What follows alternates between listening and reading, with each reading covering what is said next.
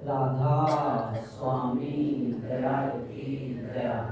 राधा स्वामी सद्गुरु सदा। तू सोच समझ अभिमानी,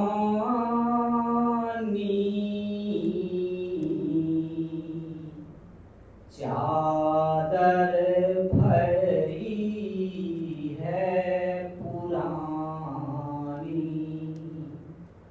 तू सोच समझ अभिमानी,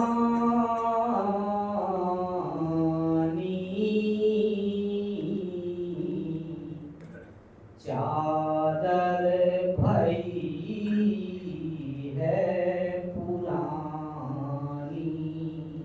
राधा स्वामी दयाल की दया। राधा स्वामी सद्गुरु सदा। प्यारी प्यारी साध संगत जी, ये वचन हैं कबीर साहब के। बड़े प्यार से उपदेश करते हैं कि जो मानव शरीर हमको मिला है, इसके वास्ते कबीर साहब ने उपदेश दिया है। तू सोच समझ अभिमानी, तेरी चादर भई है पुरानी। ये धीरे धीरे रोज पुरानी होती जाती जो मनुष्य शरीर है। जो श्वास इसमें आ रहे हैं वो एक जैसे नहीं आते हैं। एक श्वास आ गया, फिर चला गया, दूसरा आएगा, फिर तीसरा आएगा, फिर चौथा आएगा। एक दिन सारे श्वास समाप्त हो जाएंगे। जितने श्वास हमको मिले हैं, परमात्मा ने दिए हैं, वो जब पूरे हो जाएंगे एक श्वास भी नहीं आएगा। तो कबीर साहब कह रहे तेरी जो मनुष्य शरीर है ये पुराना होता जा रहा है, रोज पुराना होता जा रहा।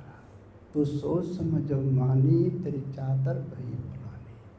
ये मनुष्य शरीर पुराना हो जाता है, फिर तुमको कुछ नहीं मिलेगा। ये मनुष्य शरीर जो है 84 लाख यौन के बाद प्राप्त होता है। 84 लाख यौन में जीव जंतु पशु पक्षी पेड़ पौधे बनते बनते जब 84 लाख यौन खत्म हो जाती हैं, तब ये मनुष्य शरीर मिलता है। वो एक ही बार मिलता है, फिर 84 में चला जाता है। जन्मे मरे जीव 84, काल निरंजन डाली फांसी। जन्म ने मरने की फांसी निरंजन भगवान ने हमारे मरने गले में डाली हुई है। इससे बचने के लिए स्वामी जी महाराज उपदेश करते हैं, कबीर साहब ने भी यही उपदेश दिया है। तो मनुष्य शरीर मिला, इसको बेकार मत जाने दो। करना है सो कर लो भाई, ये समय निराला आया। ये मनुष्य शरीर बहुत कीमती समय है, आत्मा को परमात्मा के देश लौटने के वास्ते मिला है। 84 लाख यौन में कोई शरीर ऐसा नहीं है। जीव जंतुओं को देखो, पशु पक्षियों को देखो, हाथी को देखो, घोड़े को देखो, किसी को भी देखो, ऐसी ज्ञान नहीं होता है। हाथी बलवान तो होता है, लेकिन आदमी उसके ऊपर सवारी करता है। क्यों करता है? इसमें ज्ञान है। ये मनुष्य शरीर जो मिला है, आत्मा को परमात्मा के देश जाने के पास मिला है। एक साधन है, एक जरिया है आत्मा को परमात्मा के देश जाने के लिए। जैसे रेल एक साधन होती है, मोटर एक साधन होता है, हवाई जहाज एक साधन होता है यात्रा करने का। ऐसे ये मनुष्य शरीर परमात्मा के देश की यात्रा करने का ये साधन है। अब याद को वृथा मत हो, इसको बेकार बर्बाद मत करो। करना है सो कर लो भाई, ये समय निराला आया। ये मनुष्य शरीर का समय बहुत मुश्किलों से हमारे हाथ लगा है। जो करना है वो जल्दी से जल्दी कर लो। ये वक्त तुम्हारे हाथ से निकला जा रहा, ये वक्त निकल जाएगा तो फिर मनुष्य शरीर नहीं मिलेगा। फिर जीव जंतु पशु पक्षी पेड़ पौधे बनते बनते 84 लाख यौन में भटकती फिरेगी आत्मा। 84 लाख यौन में बड़े कष्ट होते हैं, बड़े दुख होते हैं। जैसे बकरे का सिर कटता, कुछ और नहीं बनता उसका, मुर्गे का सिर कटता कुछ नहीं बनता उसका, मछली का सिर कटता कुछ नहीं बनता उसका। ये हमको शरीर गंवाना पड़ता, कितना कष्ट होता होगा, कितना दुख होता होगा। उन दुखों से, उन कष्टों से बचाने के लिए कबीर साहब बयान कर रहे हैं। तू सोच समझ मानी, तेरी चादर वही पुरानी। ये मनुष्य शरीर पुराना होता जा रहा है और एक दिन तुमको छोड़ना पड़ेगा। तो दोबारा से 84 लाख यौन तक मनुष्य शरीर नहीं मिलेगा। जब तक 84 लाख यौन खत्म नहीं हो जाती हैं, ये मनुष्य शरीर नहीं मिलता है। जैसे रामचंद्र जी को वनवास हुआ, राम वन में गए। जब राम वन में गए तो अपनी कुटी बनाई रहने के लिए। उस कुटी का नाम क्या था? पंचवटी। उसे पंचवटी क्यों कहते थे? 5 पेड़ बरगद के वहाँ खड़े हुए थे, इसलिए उसको पंचवटी कहते थे। आज भी उन 5 पेड़ों में से 4 पेड़ खड़े हुए हैं, 1 पेड़ समाप्त हुआ है। चारों कितनी उम्र होगी? त्रेता युग में आए थे ना, त्रेता बीत गया, द्वापर बीत गया, कलयुग आ गया। कितने हजार वर्ष हो गए हैं। खड़े खड़े खा लेते हैं, खड़े खड़े सो लेते हैं, कहीं आते नहीं हैं, कहीं जाते नहीं हैं, एक ही स्थान पर खड़े रहते हैं। आत्मा तो उनके अंदर भी है, उनको कितना कष्ट होता होगा, कितना दुख होता होगा। जैसे मानव है, महीने में, 2 महीने में, 15 दिन में वो कहीं ना कहीं जाने की सोच लेता है। कहीं हुई जाता, कभी रिश्तेदारी में हुई जाता, कभी दोस्तों के पास हुई जाता है, लेकिन वो पेड़ की योनि में जहाँ खड़े हुए हैं वहीं खड़े रहना पड़ेगा। तो कबीर साहब आपको समझा रहे हैं, सोचत क्या सकी, कर ले विश्वास। तो क्या बोला? बोलो। टुकड़े टुकड़े जोड़ जुगत से, सीके आंग लिपटानी। प्रभु ने इस शरीर को, टुकड़ों को जोड़ जोड़ के एक बनाया है। जैसे हमारा हाथ है, 5 उंगलियां हैं, यहाँ से गट्टा है, फिर कौनी है, मुड़ता है। जहाँ भी जोड़ लगा हुआ है वहीं से मुड़ सकता है और कहीं से नहीं मुड़ सकता, बीच में कहीं से नहीं मुड़ेगा। तो टुकड़े टुकड़े जोड़ जुगत से, इन टुकड़ों को बड़ी युक्ति से परमात्मा ने जोड़ा है, जिससे तुम भजन ध्यान कर सको, कहीं आ सको, कहीं जा सको। इसलिए टुकड़े टुकड़े जोड़ जुगत से, सीके अंग लिपटाने, शरीर को सी करके एक किया है। ये कितना सुंदर शरीर है। आप जरा ध्यान से देखो, इस शरीर में ही आत्मा को परमात्मा से मिलन हो सकता है और किसी शरीर में आत्मा का मिलन परमात्मा से नहीं हो सकता है। मानव शरीर एक ऐसा है जो परमात्मा से आत्मा मिल सकती है और किसी शरीर में नहीं मिल सकती है। इसलिए करना है सो कर लो भाई, ये समय निराला आया। इस मनुष्य शरीर का जो समय है ये बहुत अनमोल है। जो कुछ करना है वो जल्दी से जल्दी कर लो। ये नहीं सोचो जब शाम हो जाती है, भजन का टाइम हो गया है, हम क्या सोचते हैं, आज नहीं करते कल करेंगे। फिर कल आती है, फिर सोचते हैं आज नहीं करते कल करेंगे। ये कल कभी समाप्त नहीं होगी। तो कबीर साहब कहते कल करे सो आज कर, आज करे सो अब, पल में प्रलय होगी बहुल करेगा कब। यहाँ तो एक पल का भी पता नहीं है क्या हो जाए, इसलिए पल भर में प्रलय हो जाती है, फिर हम क्या कर सकते हैं। इसलिए मनुष्य शरीर जो मिला है ये साधन है, ये जरिया है आत्मा को परमात्मा के देश जाने का, और कोई शरीर नहीं है। हाथी बलवान तो होता है, 18 मन तो खाता है, 18 मन खाने के बाद फिर उसको हजम करता रहा। आप ध्यान से देखो, ये मनुष्य शरीर कितना खाता है, 1 पाव खाता है, पेट भर जाता है, सारा दिन बीत जाता है भगते भगते दौड़ते दौड़ते।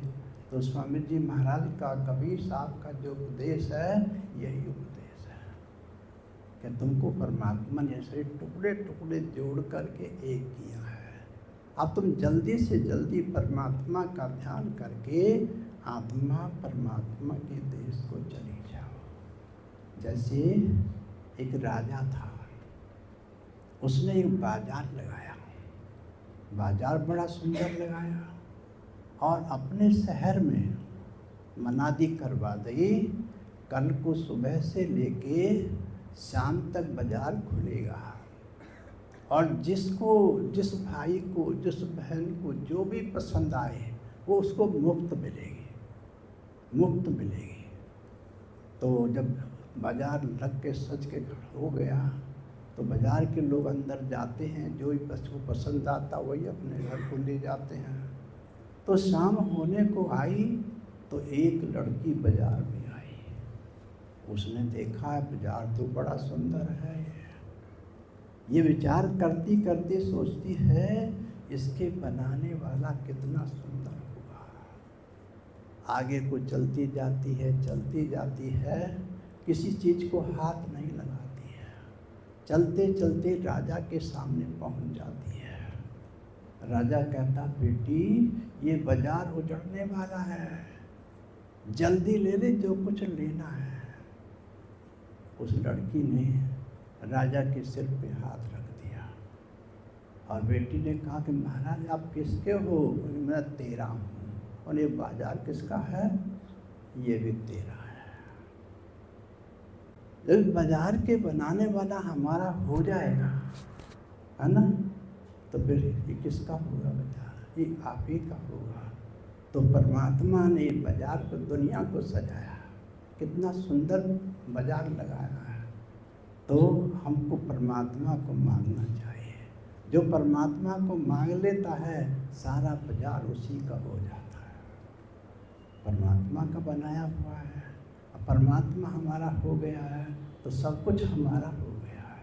इसलिए परमपिता परमात्मा से स्नेह करना चाहिए, प्यार करना चाहिए। जगत में ऐसी कोई वस्तु नहीं है जो तुम्हारे योग्य नहीं है, सब तुम्हारे योग्य है। अगर तुमने परमात्मा को अपना लिया है तो सारी वस्तु आपकी हो गई है। ये बाजार भी हो गया, धन दौलत हाथ हवेली सब आपके हो जाएंगे। स्वामी जी महाराज का उपदेश है, आगे फिर समझाते हैं। कर डाली मैली पापन से, लोभ मोह में सानी। अब ध्यान से देखो कितनी सुंदर वाणी है। कर डाली मैली पापन से, हमने ऐसे कर्म किए हैं जो ये चादर शरीर हमारा मैला हो गया है। कर डाली मैली पापन से, लोभ मोह में सानी, लोभ मोह में सान करके इस चादर को, मनुष्य शरीर को बेकार कर दिया है, मैल में सन गया है। कितना बुरा लगता है, कितना बुरा लगता है। तो स्वामी जी कहते हैं हमको लोभ मोह में कभी नहीं पढ़ना चाहिए और परमात्मा का ध्यान करना चाहिए। जो भाई जो बहन परमात्मा का ध्यान करते हैं वो एक दिन इस संसार को छोड़ करके परमात्मा के देश को चले जाते हैं। सच्ची शांति जो मिलेगी आत्मा को परमात्मा के देश में मिलेगी। जैसे हम सब लोग सत्संग में आए, इतनी सत्संग हो रहा, सत्संग सुन रहे हैं। सत्संग समाप्त होने के बाद प्रसाद बँट जाएगा। जब प्रसाद बँट जाएगा तो हम सब लोग अपने अपने घर की तरफ को चले जाएंगे, कोई नहीं रहेगा यहाँ पर। प्रसाद बँटने का जा है तो सच्ची शांति कहाँ मिलती है? अपने घर पहुँचने के बाद सच्ची शांति मिलती है। ऐसे ही आत्मा जब तक अपने घर नहीं पहुँचेगी, पशु बनती है, पक्षी बनती है, बकरा बनती है, मुर्गा बनती है, मछली बनती है, कितने कष्ट होते हैं, कितने दुख होते हैं। इन दुखों से बचाने के लिए स्वामी जी महाराज आपको सलाह दे रहे हैं। कर डारी पहली पापन से लोभ मोह मिसाने। आप लोभ मत करो, मोह मत करो। अगर परमात्मा का ध्यान करना है, अपने मन को, अपने चित्त को निर्मल करो। मन निर्मल कब होता है? दीन गरीबी चित्त में रखना, काम क्रोध से बचना। काम वासना से, क्रोध वासना से बच के दीनता को धारण करो। ये मन निर्मल होगा और आपका जो भजन बंदगी है वो बनेगा। जिसके अंदर दीनता होगी, जिसके अंदर काम क्रोध लोभ मोह अहंकार हैं, उनका भजन नहीं बनता है। और रोज़ परेशान होते हैं, रोज़ दुख होते हैं, कभी परमात्मा का उनके अंतर में दर्शन नहीं होता है। परम प्रकाश दिन और राति नहीं चाहिए दिया घृत बाती। कबीर साहब जो उपदेश करते हैं, ऐ रूह अजीब आत्मा, आपके अंदर ऐसा प्रकाश हो रहा है जिस प्रकाश को दिए की जरूरत नहीं है, बाती की जरूरत नहीं है, तेल की जरूरत नहीं है। वो बिना तेल के, बिना बाती के, बिना दिए के 24 घंटे आपके अंदर होता रहता है। जिस आत्मा ने इस मनुष्य शरीर के अंदर उस प्रकाश का दर्शन किया है, उस प्रकाश का दर्शन किया है, उसको एक दिन परमात्मा का देश मिलेगा। वो परमात्मा के देश को चली जाए। जिसको परम प्रकाश का दर्शन नहीं होता है, वो हमेशा भजन तो करते हैं, ध्यान तो करते हैं, लेकिन अच्छा नहीं लगता है। लेकिन जब भी उनको शांति मिलती है, जब उस परम प्रकाश का दर्शन कर लेते हैं। तुम्हारे अंदर ऐसा प्रकाश हो रहा है और 24 घंटे होता है। ये नहीं कि रात में ही होता है। आप दिन में भी बैठ सकते हैं, रात को भी बैठ सकते हैं, सुबह को भी बैठ सकते हैं, शाम को भी बैठ सकते हैं। किसी भी टाइम आप परमात्मा का ध्यान करना चाहते हैं, जिसको एक बार प्रकाश हो जाता है, वो कभी भी अपने अंदर में प्रकाश को देख सकते हैं। ऐसा प्रकाश इस मनुष्य शरीर के अंदर रखा हुआ है। इसलिए कहते हैं, बड़े भाग जानो अब उनके जिनको शरण प्राप्त गुर के। ऊंची किस्मत वाली वही बहन है, ऊंची किस्मत वाले वही भाई हैं जो गुरु की शरण में चले गए और परमात्मा का नाम जप रहे हैं, परमात्मा का नाम जपते हैं। वो किस्मत वाले वही हैं। नहीं तो मनुष्य शरीर से कोई लाभ नहीं है। मिल जाता है आत्मा को, फिर 84 लाख योनियों में चक्कर लगाना पड़ता है। वो चक्कर से बचने के लिए आत्मा को कबीर साहब ये उपदेश कर रहे हैं। इसलिए तुम मनुष्य शरीर को, इसमें जो श्वास आ रही है, ये श्वास बड़ी कीमती है, बहुत कीमती है। वो कीमती कब होती है? जब अंदर में प्रकाश का दर्शन करती है, तभी कीमती श्वास होती है। तो स्वामी जी महाराज की सलाह है, कबीर साहब का उपदेश है, आगे फिर समझाते हैं। ना याहे लगो ज्ञान का साबुन,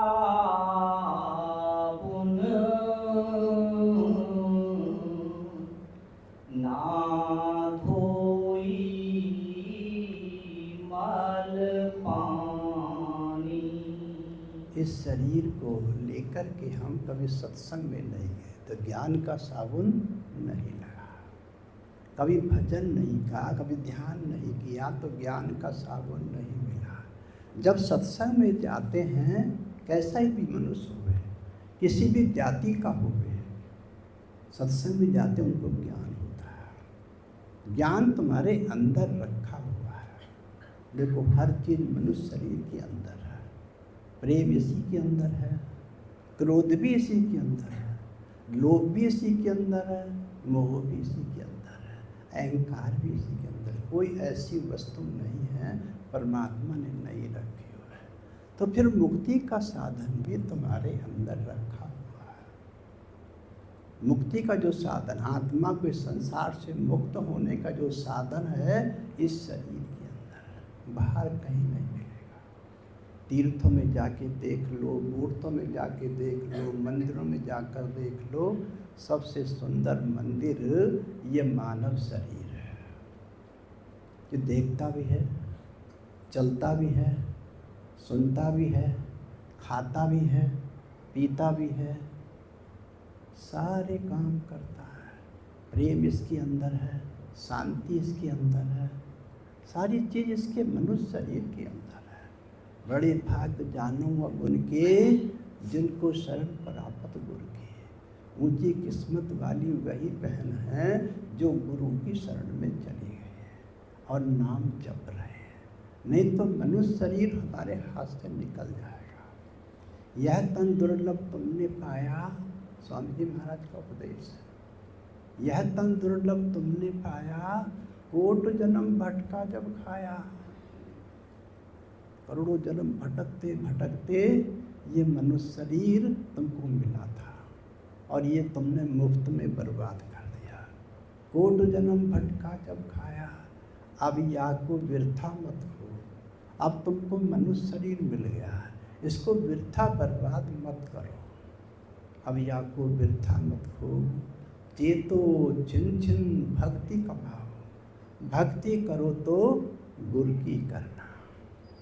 भक्ति करनी है तो गुरु महाराज से उपदेश लेकर के तुम भक्ति करना, किताब पढ़ करके नहीं। मंदिरों में जाके हमको लिखे पढ़े तो है नहीं, तो मंदिर में चले जाते हैं। लेकिन जो गुरु की शरण में चला गया है वो मंदिर में नहीं जाता है, वो अपने अंदर में ही ध्यान करता है, अपने ध्यान को अंदर ले, अपने मस्तिष्क में ध्यान करता है। देखो बीवियों ने बिंदी यहाँ पर लगाई हुई है, पंडित लोग तिलक यहाँ पर लगाते हैं, पंडित लोग भी तिलक यहाँ पर लगाते हैं। वो जरूर बात होगी ना यहाँ पर हमारे मस्तिष्क पर कोई बात जरूर होगी। उसी बात को कबीर साहब, गुरु नानक साहब, स्वामी जी महाराज उपदेश दे रहे हैं। यही बात है, तुम्हारे अंदर कोई विशेष बात है यहाँ पर। तो संत सतगुरु जब हमको मिलते हैं वो भी हमको यही ध्यान लगाना कहते हैं, यही ध्यान लगाओ। तो यहीं पर उस परम प्रकाश का दर्शन होता है।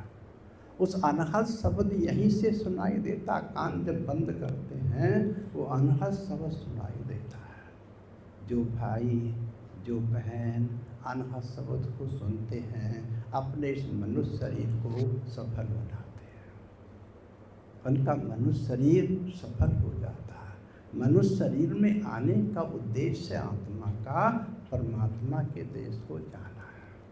जो आत्मा परमात्मा के देश को जाने वाली है वो गुरु की शरण में जाती है।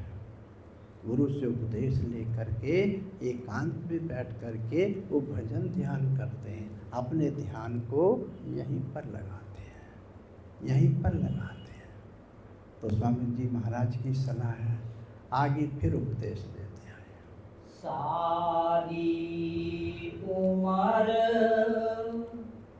ओढ़ते बीती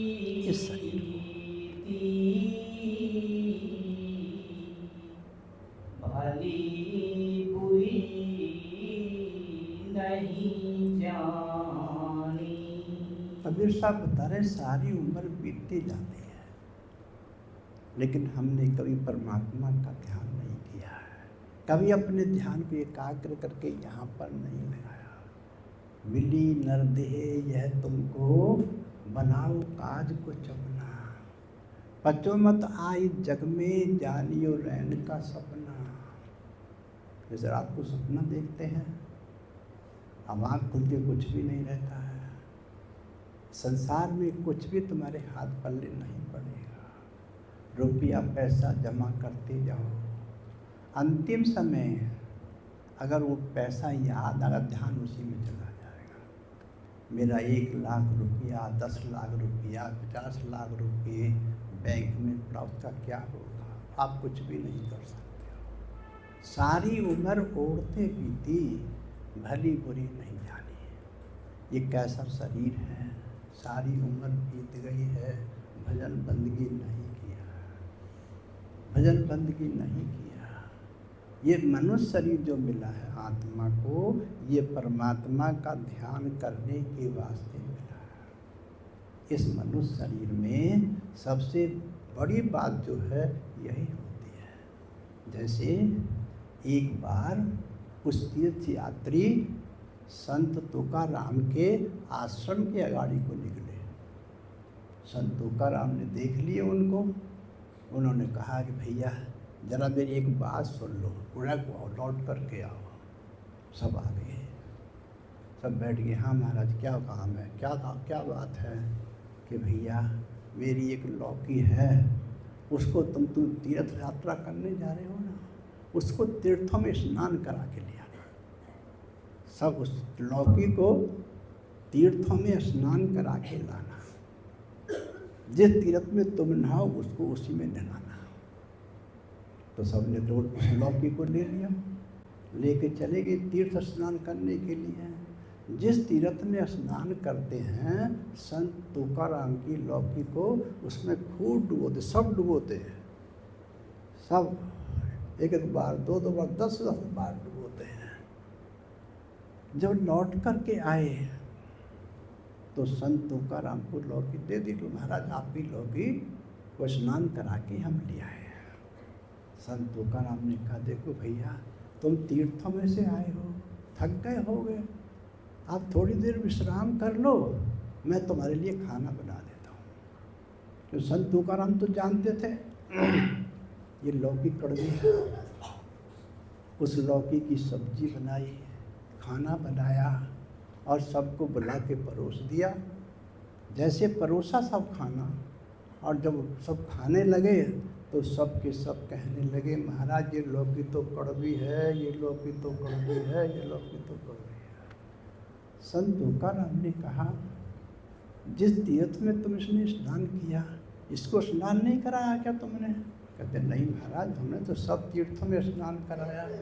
जब ये निर्मल नहीं हुई तो तुम्हारा मन कैसे निर्मल हो सकता है? जब इसकी मैल दूर न हुई, करवाट दूर नहीं हुई, तो तुम्हारा कैसे मैल दूर हो सकता है? सबको ज्ञान हो गया, संत तुकाराम के चरणों में पड़ गए। तो संत सतगुरु जो कृपा करते हैं, दया करते हैं, इसी प्रकार से दया करते हैं। बड़े भाग्य जानो अब उनके जिनको शरण प्राप्त गुरु की, जो गुरु की शरण में चला गया है और गुरु की शरण में जाने के बाद अपने अंतर में ध्यान रोज करता है। अपने अंतर बाहर नहीं करता ध्यान, न किसी तीर्थ में जाता है, न मूर्त में जाता है, न मंदिर में जाता है। एकांत में बैठ के अपने अंदर ध्यान को लगाता है। तो उनका जो मनुष्य शरीर है वो निर्मल हो जाता है, उनके काम क्रोध छूट जाते हैं, उनके अंदर दीनता बस जाती है, उनके अंदर गरीबी बस जाती है। सबको नमस्कार करते हैं, हाथ जोड़कर करते हैं नमस्कार। तो स्वामी जी महाराज का उपदेश क्या बोला इस कड़ी में? सारी उम्र ओढ़ते बीती, इस मनुष्य शरीर को ओढ़ते ओढ़ते सारी उम्र बीत गई है और इसको ये नहीं समझा ये भली है या बुरी है। कितने मैल इसके अंदर भरे हुए हैं, कितने कटुक वचन इसके अंदर भरे हुए हैं। इस सत्संग में जाने के बाद ही इस मनुष्य शरीर का पता चलता है। सत्संग में जाने के बाद ये कितना कीमती है, इसके अंदर जो श्वासा आ रही है ये बड़ी कीमती है। ये श्वास जो है कहता हूँ कह जात हूँ, कहूँ बजाकर ढोल, श्वासा खाली जा रहा 3 लोक का मोल। इस त्रिलोकी में सबसे कीमती श्वास है और ये खाली जा रहा है, ये खाली जा रहा है। देखो जब श्वास नहीं आता आपका यहाँ कुछ भी नहीं होगा। सब खेल खत्म हो जाएगा। इस लोग कुछ भी आपका नहीं होगा। धन दौलत पड़ी रहेगी, हाथ हवेली खड़ी रहेंगी, बाल बच्चे देखते रहेंगे, आपका कुछ भी नहीं होगा। आप सब कुछ खाली हाथ चले जाएंगे। आए हैं सो जाएंगे, राजा रंग फकीर, एक सिंहासन चढ़ चले, एक बांधे जात जंजीर। एक तो खुश होकर जाता है, जो परमात्मा का ध्यान करता है वो हंसी से खुशी खुशी से इस शरीर को छोड़ देता है। जो परमात्मा का ध्यान नहीं, उनको ज्ञान नहीं होता, उनको धन दौलत याद आती है, बाल बच्चे याद आते हैं, हाथ हवेली याद नहीं, सब पड़ा रहता है और उसको जाना पड़ता है। जिसको ज्ञान हो गया है वो धन दौलत में नहीं पड़ता है, हाथ हवेली में नहीं पड़ता है, बाल बच्चों में नहीं पड़ता है। वो अपने ध्यान को बचा कर, सबसे बचा करके परम प्रकाश में लगा देता है। अनहद शब्द को सुनने में अपने ध्यान को लगाता है। ये मनुष्य शरीर उन्हीं का कीमती है जो अपने अंदर की धुन को सुनते हैं। सब तरफ से ध्यान हटा करके वो धुन सुनी जाती है। वो धुन कहाँ से आ रही है? वो परमात्मा के देश से आ रही है। और कहाँ को जा रही है? वो परमात्मा के देश को जा रही है। जो चीज़ जहाँ से आती है वहीं को चली जाती है। जैसे एक मिट्टी का डला उठा हुआ है ना हाथ में, और शक्ति लगा के उसे ऊपर को फेंको, कितनी दूर जाएगा? जितनी आपने शक्ति लगाई है। फिर कहाँ आएगा? मिट्टी का डला था, मिट्टी में आ जाएगा। तो स्वामी जी महाराज की सलाह है, ये सोचने का समय नहीं है, ये भजन ध्यान करने का समय है। बहुत मुश्किल से समय मिला है। मनुष्य का जो शरीर मिला है ये बहुत मुश्किल से मिला है। देवता भी प्रभु से प्रार्थना करते हैं हमको मनुष्य शरीर मिल जाए, उनको मनुष्य शरीर नहीं मिलता। आपको ये मनुष्य शरीर मिला हुआ है। हम देवताओं की पूजा करते हैं, देवता मनुष्य शरीर की प्रार्थना करते हैं, हमको मनुष्य शरीर मिल जाए। बड़े भाग्य जानो अब उनके जिनको शरण प्राप्त गुरु की। इस मनुष्य शरीर में सबसे ऊंची किस्मत वाले वही हैं जो गुरु की शरण में जाके नाम जप रहे हैं, गुरु की शरण में जाके नाम जप रहे हैं। तो सबसे ऊंची किस्मत जो है उन्हीं की है। जैसे एक बार वशिष्ठ मुनि विश्वामित्र जी के आश्रम पर चले गए। विश्वामित्र जी के आश्रम पर एक दिन रहे, 2 दिन रहे, तीसरे दिन हाथ जोड़ के प्रार्थना करने लगे कि भैया अब हम अपने आश्रम को जा रहे हैं। तो विश्वामित्र जी ने 60,000 तपस्या की थी। 60,000 तपस्या की थी विश्वामित्र जी ने। वो विश्वामित्र जी कहने लगे कि अच्छा महाराज तुम अपने आश्रम को जा रहे हो, तो मैंने 60,000 तपस्या की है, 30,000 वर्ष की तपस्या का फल मैं तुमको देता हूँ।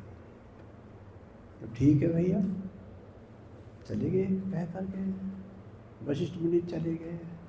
उस समय के बाद महीने, 2 महीने, 4 महीने के बाद विश्वामित्र जी वशिष्ठ मुनि के आश्रम पे पहुँच गए। वो भी 1 दिन रहे, 2 दिन रहे, 30 दिन उन्होंने पे तो प्रार्थना करी कि भैया अब हम अपने घर को जा रहे हैं, आश्रम पे जा रहे हैं अपने घर। वशिष्ठ जी ने कहा देखो भैया मैं आपको 1 घंटे सत्संग का फल देता हूँ। विश्वामित्र जी नाराज हो गए। मैंने 60,000 तपस्या का फल तुमको दिया और तुम मुझे 1 घंटे के सत्संग का फल दे रहे हो। वशिष्ठ जी ने कहा कि भैया ये किसी से निर्णय करा लो, 1 घंटे सत्संग का फल ज़्यादा है या 30,000 तपस्या का फल ज़्यादा है? किससे निर्णय कराए? कि ब्रह्मा जी के पास चलो। ब्रह्मा जी के पास पहुंच गए। ब्रह्मा जी के पास जाकर के हाथ जोड़ के प्रार्थना की कि महाराज ये बताओ, सत्संग का फल ज़्यादा है 1 घंटे का या 30,000 वर्ष की तपस्या का फल ज़्यादा है? तो ब्रह्मा जी कहने लगे, अपने मन में सोचा किसको छोटा बताऊं, किसको बड़ा बताऊं। उन्होंने कहा तुम विष्णु जी के पास चले जाओ, मेरे पास समय नहीं है। क्यों? मैं इस पृथ्वी को पैदा करने वाला हूँ, इसका संचालन करने वाला हूँ। वो विष्णु के पास पहुँच गए। विष्णु ने भी यही सोचा जो ब्रह्मा जी ने सोचा, वही सोचा। कहने लगे देखो ब्रह्मा जी तो सृष्टि को पैदा करते हैं, मैं पालन करता हूँ, उनसे ज़्यादा काम तो मेरे पास है। तुम शिव जी महाराज के पास चले जाओ, वो तुम्हारा निर्णय कर देंगे। वो शिव जी महाराज के पास पहुँच गए। शिव जी महाराज से जाकर कहा, शिव जी महाराज ने भी यही कह दिया कि ब्रह्मा जी तो पैदा करते हैं, विष्णु जी पालन करते हैं, मैं तो संहार करता हूँ, मैं तो संहार करता हूँ, मेरे पास भी समय नहीं है। तुम एक काम करो, शेषनाग के पास जाओ, वो तुम्हारा निर्णय कर देंगे। वो शेषनाग के पास पहुँच गए। शेषनाग से जाके प्रार्थना की कि हमको शिव जी महाराज ने भेजा है, ऐसे ऐसे हमारा काम है। उन्होंने कहा देखो मेरे सर पर इस सृष्टि का भार है, थोड़ी देर पृथ्वी का पूरा भार मेरे सर पर है, थोड़ी देर के लिए पृथ्वी को मेरे सिर से अलग हटा दो तो मैं तुम्हारा निर्णय कर दूँ। तो कैसे हटाएं? तुम्हारे पास कोई पूंजी हो तो पृथ्वी माँ को दे दो, पृथ्वी माँ हट जाएंगे। विश्वामित्र जी ने कहा कि पृथ्वी माता मेरे 30,000 वर्ष की तपस्या तो वशिष्ठ जी को दे दी है, 30,000 वर्ष तपस्या मेरे पास है, मैं तुमको दान करता हूँ, तुम शेषनाग के सिर से ऊपर हट जाओ, अलग हट जाओ। पृथ्वी हिल तो गई लेकिन सिर से नहीं हटी। अब सिर से नहीं हटी तो शेषनाग ने कहा कुछ और पूंजी है तुम्हारे पास? कहते मेरे पास सिर्फ अब जो वशिष्ठ जी ने मुझको 1 घंटे सत्संग दिया है वही मेरे पास, और कुछ नहीं है। उसको भी लगा के देख लो। जब 1 घंटे का सत्संग लगाया तो पृथ्वी माँ शेषनाग के सिर से 1.25 हाथ ऊपर उठ गई। जब 1.25 हाथ ऊपर उठी तो विश्वामित्र जी कहने लगे महाराज अब जरा जल्दी करो, अब निर्णय कर दो। शेषनाग ने कहा अब निर्णय करने को क्या रह गया है, जब तुमने देख लिया है 30,000 वर्ष तपस्या से पृथ्वी हिली तो है लेकिन ऊपर नहीं उठी है। 1 घंटे सत्संग का फल लगते ऊपर खड़ी हुई, 1.25 हाथ ऊपर खड़ी हुई है, तो सत्संग का फल बहुत ज़्यादा है। मनुष्य जन्म में सबसे कीमती काम यही है। बड़े भाग उनके हैं जो सत्संग की सेवा करते हैं, सत्संग में लगे रहते हैं। कितने ऊंचे भाग हैं उनके जो रोज़ सत्संग भी करते हैं और सेवा भी करते हैं, सत्संगियों की भी सेवा करते हैं। बड़े भाग्य जानो वो उनके जिनको शरण प्राप्त गुरु की, जो गुरु की शरण में चले गए हैं और प्रभु का नाम जप रहे हैं।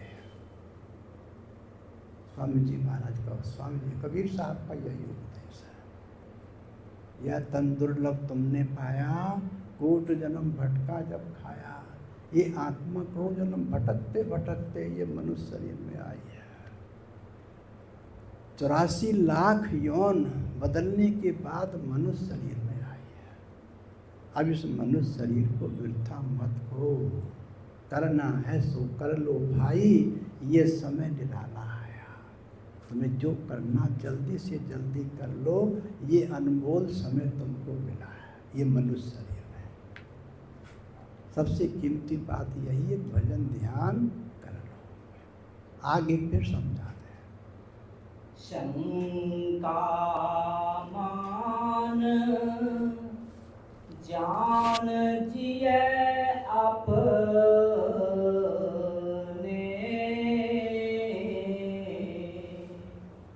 ये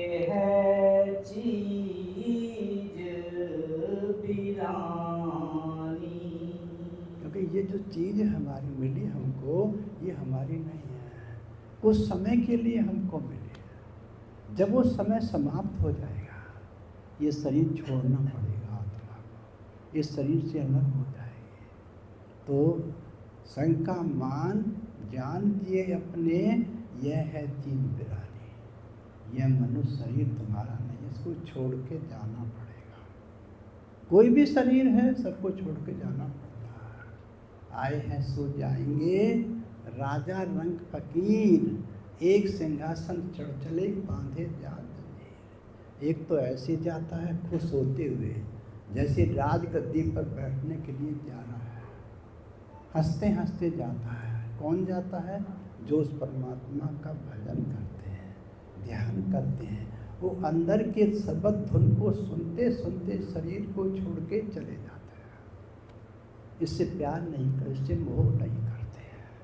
एक ऐसे हैं इस शरीर को छोड़ने में रोते रोते छोड़ते हैं, रोते रोते छोड़ते हैं। इस शरीर से कुछ भी साथ नहीं जाता, ये शरीर तो जाता ही नहीं है, और कोई वस्तु भी साथ नहीं जाती।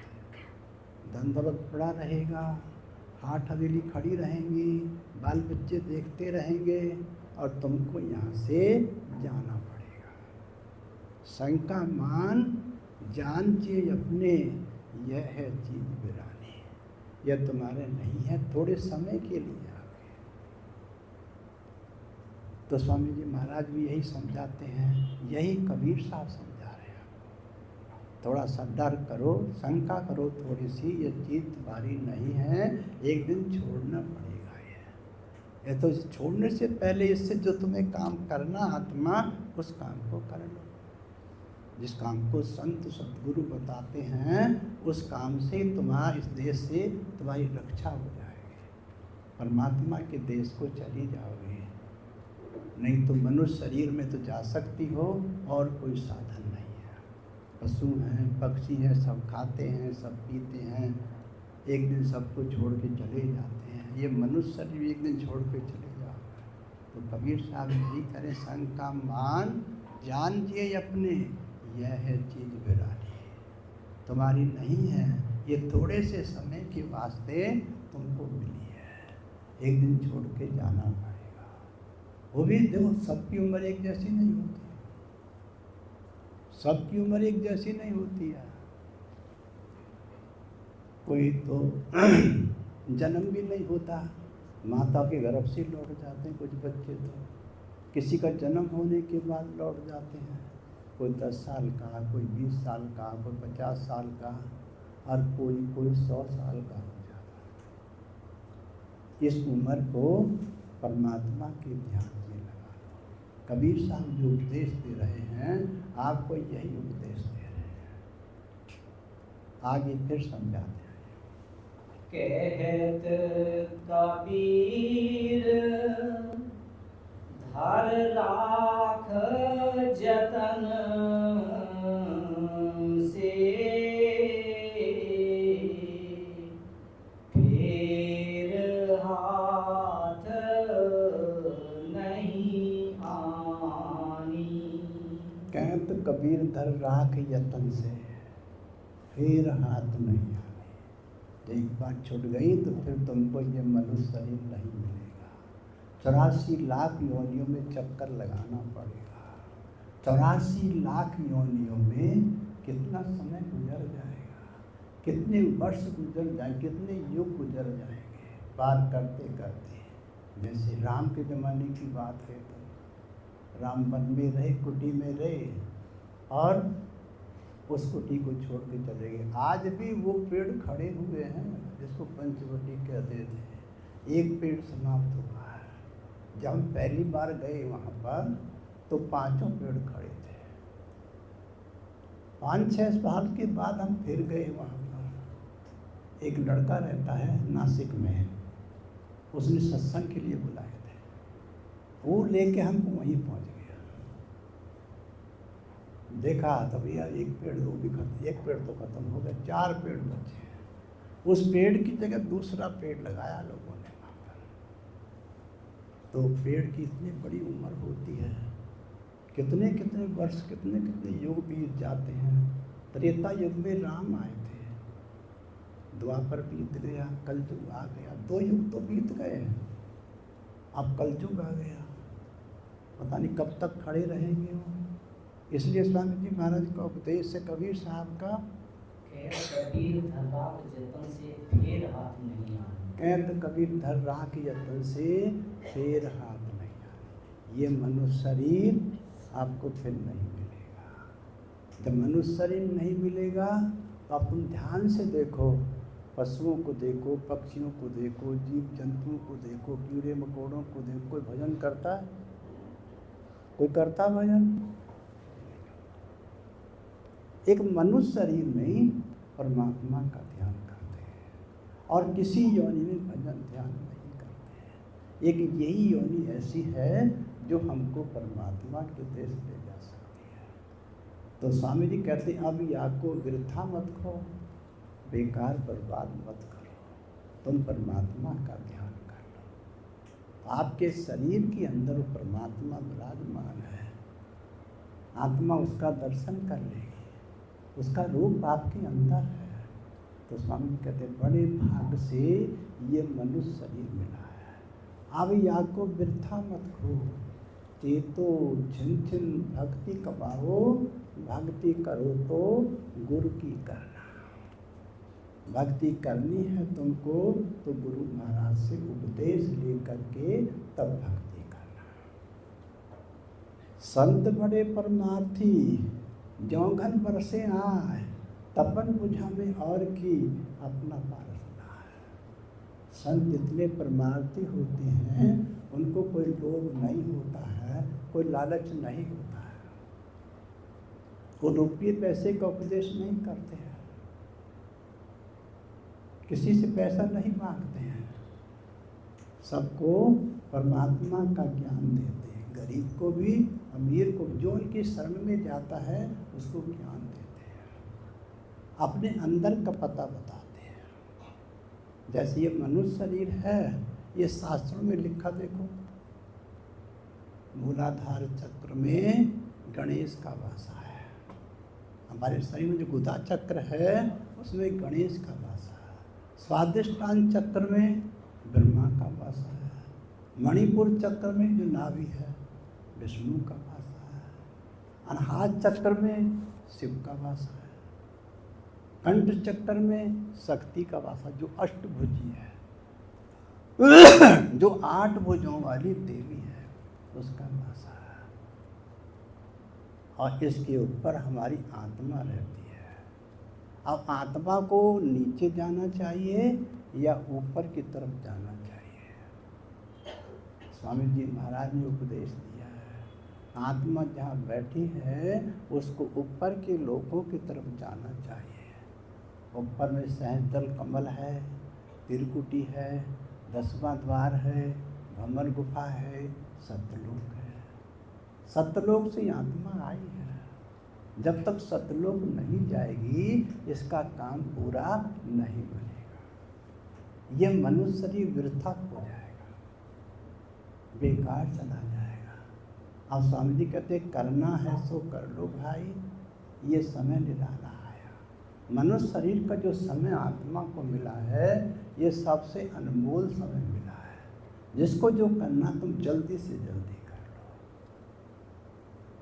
आपके हाथों से ये वक्त निकला जा रहा है। तो स्वामी जी महाराज कबीर साहब आगे क्या बोले? कहत कबीर धर राख जतन से फेर हाथ नहीं आनी। अब कबीर साहब ने जो कहा, कहत कबीर धर राख यतन से, इस शरीर को बड़े यत्न से रखो। जैसे कुछ लोग शराब पीते हैं, सबसे पहले उसका प्रभाव कहाँ जाता है? आपके फेफड़ों पर जाता है, जिससे सांस बनती है, वो सांस कम हो जाती है। जब फेफड़े खराब हो जाते हैं फिर सांस कहाँ से लेंगे? उस समय से पहले लौट जाते हैं। संत सतगुरु जो शराब को, कबाब को मना करते हैं, इसलिए मना करते हैं। तुम्हारी उम्र कम हो जाएगी तो भजन कैसे करोगे, कब करोगे? आपके हाथ से ये वक्त निकला जा रहा। कहें तो कबीर धर राख यतन से, शरीर को यतन से रखो, ये फिर हाथ नहीं आएगी। ये 84 लाख यौन के अंदर आपको फिर नहीं मिलेगी, फिर 84 लाख यौन में जाना पड़ेगा। 84 लाख यौन भोगते भोगते कितना समय लग जाएगा, कितने युग बदल जाएंगे, तो ये मनुष्य शरीर नहीं मिलेगा। तो करना है सो कर लो भाई, ये समय निराला आया। स्वामी जी कबीर साहब का उपदेश है, ये बहुत अनमोल समय तुमको मिला हुआ है। देवता भी इसके लिए तरसते हैं, जिनको ज्ञान हो गया है देवता तरसते हैं, हमको मनुष्य शरीर मिल जाए और हम परमात्मा के देश को चले जाए। बोलो राधा स्वामी दयाल की दया, राधा स्वामी सद्गुरु साहब। सब नहीं बोले, सब बोलना है। राधा स्वामी दयाल की दया,